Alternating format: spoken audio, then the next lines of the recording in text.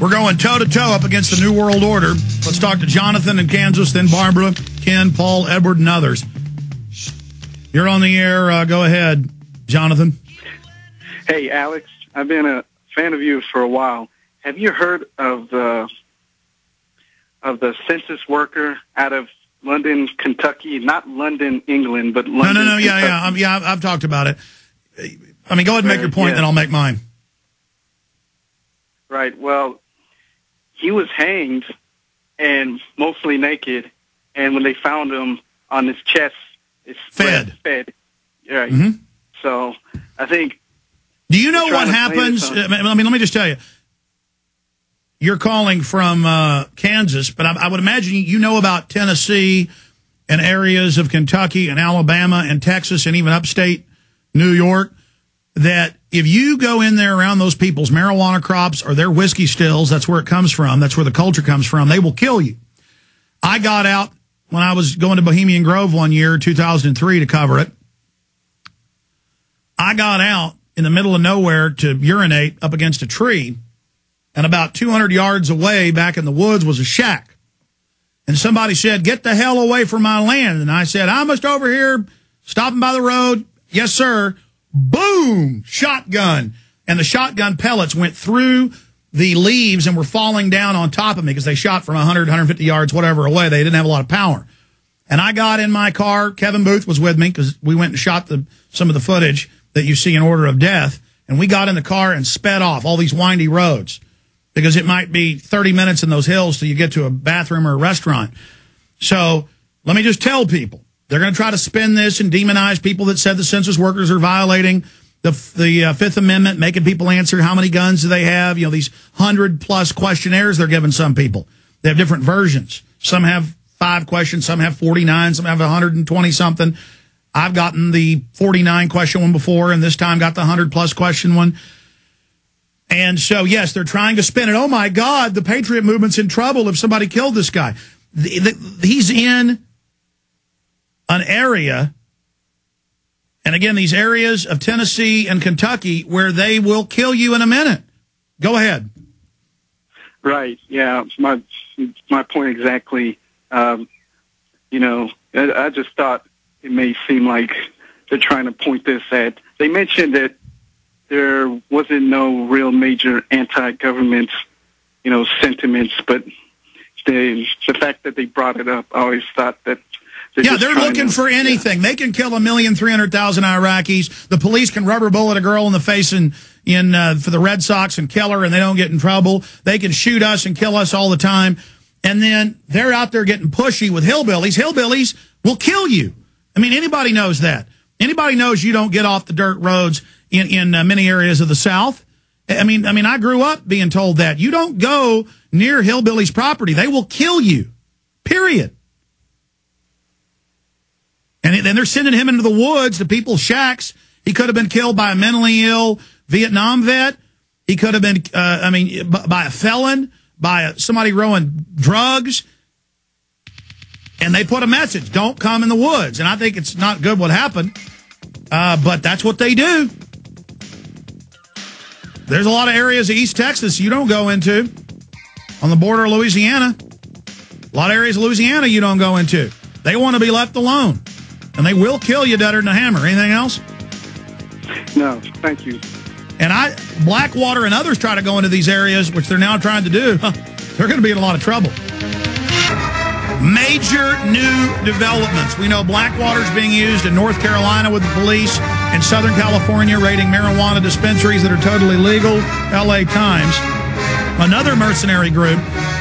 The town built this FEMA camp, this detention center. They didn't know what it was for, barbed wire fences.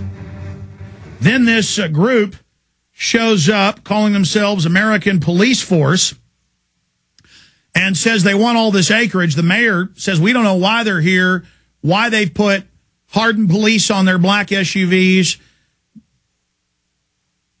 And all of this is going on. First hour, we played the local news clip where the mayor and others are saying, we don't know why they're here. We don't know why they say there are police now. We played it first hour, the audio. Ladies and gentlemen, as I got Steve Quayle on the line to go live with us, who told me about this last Friday, was desperately trying to call me. Before it broke in the news over the weekend, Steve Quayle was telling me about it. He has the full intel on it. He lives up there, very nearby, and he has a huge listenership himself in that area. And he told me it's down. We went and checked. It's been removed off the local TV station website. This is very, very creepy, but we got some screenshots of it. So did Steve Quayle. They're at stevequayle.com. We'll get those added in an update to our Prison Planet article. Have Watson or Steve Watson do that. Montana town occupied by private paramilitary security force. Report pulled. Steve Quayle, before we get into it being pulled, tell people what's really happening here. Well, first of all, Alex, around the country, and it's not just in Montana, but specific areas are being identified as staging grounds for not only the foreign troops. Let me interrupt you. You told me off air a month ago and on air this was going on. I just remembered that. You told me they were pre-positioning Mercs in your area, and you said this was, I'm sorry, black SUVs. Go ahead. Well, the black SUVs. You said they were following you when you even took your family fishing. Well, the bottom line is that I didn't take my family fishing, but they were strategically placed where okay, you said you were in the woods, and then they were, anyways, go ahead. They were there, and then just recently we had 12 Tajikistan troops on BMWs. These are the same BMWs that you and I talked about meeting. And by the way, the UN admits their main force is Tajikistan, Uzbekistan, and Egyptian and Pakistani. That's their main UN force. Sorry, go ahead. Right. Well, listen, the owner of the American police force, his real name is Eddie Ali. He goes by a bunch of other names, Jamad Ali, Imad Fazi Ali. And what's interesting is, and the question swirling around the jail deal, which is, probably you have it on your website, I have it on mine. They're calling it a jail. It's a giant camp. Absolutely. They're downplaying it. And listen, the deal is that some of the officials have been put on leave to put them out of contact, or the people that have made the backroom deals. This is very similar, Alec, to the Cabazon Indian Reservation deals that went on with the Inslaw Promise software. What we're seeing here is the full integration of Marcus Wolf, Evgeny Primikov. You and I have covered that at length over 7 years. But what's really important, I think it will be important for us to quote Maziar Mafi, who describes the Santa Ana Company as a fledgling spinoff of a major security firm founded in 1984. Now, here I quote him: "It will gradually be more clear as things go along what the nature of this entity and what the nature of the jail is for." Is this one of the camp operator Merc groups? Yes, it is.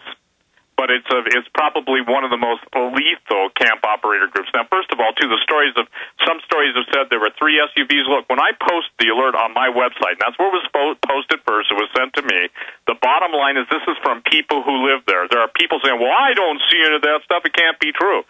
I got news for you. Before you go knocking stuff, we've done our background, and our deep pool sources are all saying, look, we know this guy, the guy that owns the company, but we've never seen this name before. So what it is, it's a bunch of different and foreign corporations and foreign paramilitary groups that have been hired by our government. Alex, listen, I'm on the phone with my webmaster, Holly Dale, and this site is up immediately while we're on the phone together, and she's capturing the screenshot that goes down because we're talking in real time at the time it's done. Stay there. I've got key intel points that you can verify when we get back. Steve Quayle, this is mega important. Foreign Mercs now operating as police.